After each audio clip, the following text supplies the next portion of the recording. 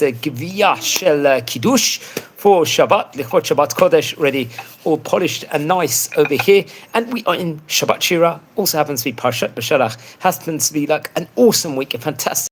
Many synagogues will have special choirs, especially on this Shabbat, in honor of Aziyah Shir Moshe. One of the 10 prophetic songs is actually featured in this week's Torah portion. But I had a lovely idea within regards to the Parshat Shavuot in of itself. I'm just taking here from short bought idea over here. Now we know that there was a triumphant exodus from Egypt. It's not long before the Jewish people, they faced hunger inside the wilderness, inside the desert. They would start to complain about the tough plight that they will have.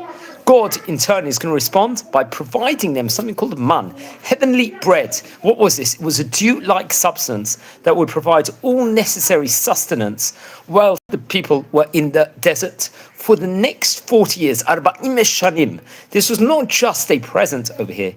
It was also a test of the Jewish people's trust in God as their sole provider. For this specific reason, one was only allowed to take enough of this heavenly bread for that particular day. Seeking the security of a supply for the week was obviously going to be seen, let's say, as undermining one's true faith in Hashem. It would show a lack of bitachon within regards to realms of trusting Hashem in of itself. Now, notably, we do know that on Shabbat itself, Erev Shabbat, they would provide a double portion will be provided per person or per allotment in of itself. Now, the purpose of this test, what was the purpose of this test over here, of just a one portion every single day? Why can't they gather in? We've already said within regards to the bitachon. But the purpose of this test was not evident solely for those alive at the time.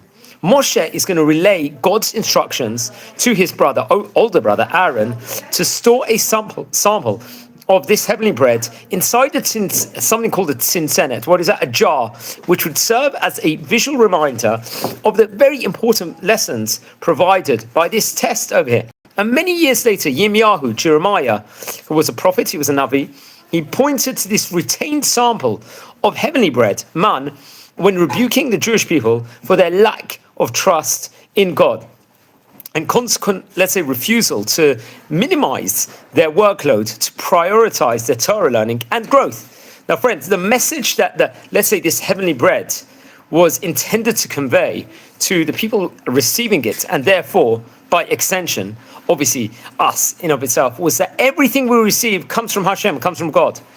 Ultimately, even with all our efforts, let's say, to try and ensure wealth, sustenance, and whatever else brings us happiness and joy, we can do nothing to guarantee success. This internalization of this specific shiur, this lesson, was a crucial prerequisite for Am Yisrael, for a nation who had received the Torah and whose forefathers, avot, and ancestors would soon be entering Eretz Yisrael, the land of Israel, where they would live, let's say, bound, obviously, by the laws of nature and be required to work the land to produce crops, rather than rely on miraculous food from heaven, from Shemaim in itself. Now, in a sense, let's say, the message of the heavenly bread seems unproblematic. It is an empirical fact that one's, let's say, efforts and toils in this world, in Olam Hazeh, cannot guarantee anything. There are people who work all throughout the day, all hours, and end up with nothing, and vice versa. People taking it easy, laxative, and they could end up hitting the jackpot. That which one has worked a lifetime for can and often sometimes disappears within a second, a moment. And let's say philosophically, it is clear that God, as an all-powerful being, can and does determine what we do and not have. But ramifications, the practical ones, of this conclusion are not totally straightforward at all. If the lesson learned from this heavenly bread is that everything comes only from God and not as a result of our own toils, and that we must necessarily interact with the world around us in such a way, this seems to point towards a rather, let's say, extreme conclusion, you could say. All of our efforts are not only futile, but also undermine our true belief in God. In other words, if we follow, let's say, this chain of thought to its logical conclusion, we should all quit our jobs, and sit back and wait, let's say, for the parcels from heaven to arrive. Take it easy. In fact, maybe even getting in the car to go to the supermarket represents a lack of trust in God, you could argue over here. Aside from the fact that this suggestion, let's say, seems very, very extreme or absurd, it also seems irreconcilable with the Jewish position for a number of reasons over here. One, we are not allowed, up in Jewish law, to rely on miracles.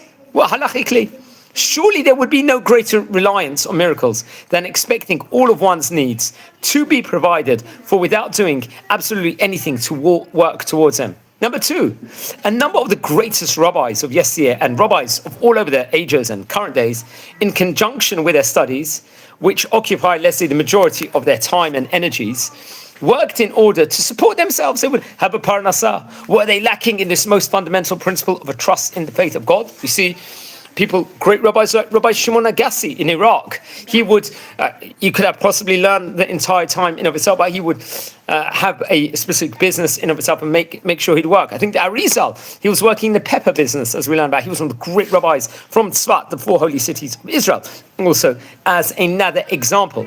Number three, we are actually obligated halachically to support ourselves and families. How can we possibly meet this obligation if the very act of trying to do so undermines our trust, our emunah in God? And finally, the Torah itself explicitly testifies to the fact that we must live in a world of nature where survival comes through hard, laborious work. Now, we know in the book of Bereshit, Sefer Bereshit, Parshat Bereshit, Adam's punishment for eating from the tree of knowledge of good and evil was to have to work the land from that point onwards to provide the food to survive. Given, let's say, the strength of these various different questions, it's clear that a more subtle appreciation of the exact message of this heavenly bread in the desert is needed. Now, friends, it is true that we believe everything we receive is by virtue of God's decision to give in, let's say, it to us, rather than a necessarily result of our own actions and efforts. Whilst our supernatural existence in the desert express this in the most extreme way, we continue to bear testimony to that message with our weekly, let's say, observance of Shabbat and year-long refrain from working the land in Israel every 7 years. Obviously, naturally now at Shemitah, something that we learn about towards the culmination end of the book of Vayikra. Both of these are expressions of the same recognition that despite our efforts throughout the preceding 6 days or years, we owe what we have to God. At the same time, we are obligated to interact with the world around us, which is, in essence, a physical one, which operates according to the laws of cause and effect and nature. Shabbat and Shemitah itself are experienced 1 out of 7 days or 7 years. For the other 6 days or years, we are expected to utilize the physical world within which we live and be productive within it. So where does the balance lie, friends, between this apparent paradox?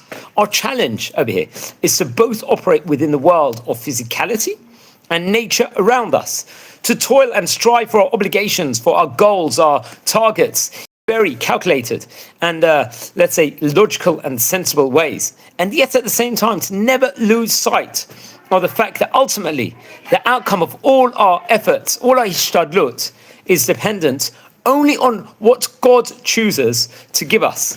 For the generation who left Mitzrayim, Egypt, and received the Torah, the supernatural was a normality at that time. They had experienced God's direct hand in creation firsthand. The whole Yetziat Mitzrayim, the Exodus episode from Egypt, and subsequent journey through the desert, the Midbar, was totally outside of the realm of nature. The impending entry into Israel represented a new, let's say, and different foreign challenge. The challenge of living within rather than above nature. Now, suddenly, all of a sudden, God's hand would not be openly seen in the same way it had until now. It was for this reason that the eternal message of the heavenly bread was so necessary as a reminder to all future Dorot generations, ourselves included, as to the true source, makor bracha, true source of blessing, however hidden it may at times appear. In fact, those whom did take more than permitted miraculously found when they would arrive home, they only had the amount that they had been told to take. Likewise, those who took less still found they had the same quantity of heavenly bread as everyone else. It didn't make a difference if someone was going to cheat the system and take more, or someone was going to take less. And very, very interesting. And these were different miracles that would actually happen at that point in time. They actually say that Rashi, who was, for example, just to give some examples of great rabbis that would also work and also be excelling in Torah scholarship, was Rashi, one of the great commentators of Torah. He happens to have been a wine merchant. Maimonides' Rambam was supported by his brother until he was lost at sea when the Rambam was 32. From that point on, he supported himself as a physician. There are numerous other examples that we spoke about, Rav Shimon Agassi, the Arizal, and various other great rabbis who would also support themselves while studying and writing and continuing with their Torahs in of itself. So very, very interesting.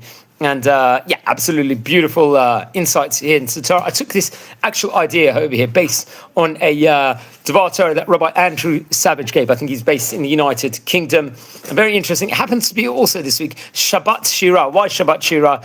As we said before, Az Yashim Moshe, one of the 10 prophetic songs inside the Torah, is featured in this week's parsha. And actually, every shacharit in the morning service, every single morning, we will recite this passage over before we actually start the tefillot, the prayers of the Kriyat Shema in of itself in the shacharit service. And it's a powerful time.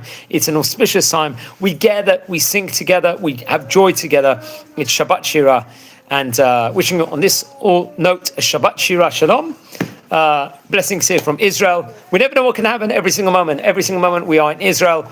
We just had, thank God, the last hostage return. Unfortunately, he wasn't alive. But we never know what can happen the next day to us. One thing we can remember, that everything is from Hashem. I was speaking to a great rabbi from Yeshivat Nahar Shalom. He's been a gabbai there for many years. So I was saying, what if this scenario can happen in the world? What if that scenario can happen? And so on and so forth. He says, we've got to do our hishtadlut in every single aspect. Leave it all to Hashem at the end. We are Hashem's children. Hashem knows what's best for the world, for ourselves, and so on and so forth. So we've got to do the hishtadlut, and we will see what happens over here. So very, very interesting. Wishing you all a fantastic day. Thanks for watching, and be well, everyone.